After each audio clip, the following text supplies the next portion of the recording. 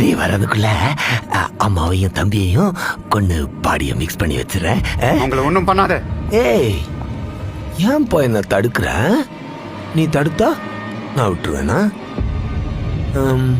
அப்போ ஒன்று பண்ணு, என்கிட்ட கெஞ்சிரா, அவங்கள விட்டுறேன்.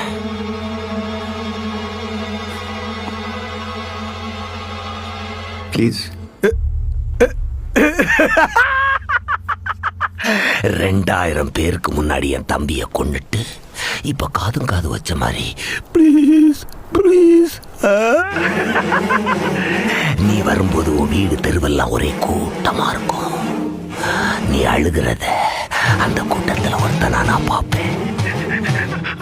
அம்மா, தம்பி, கம்.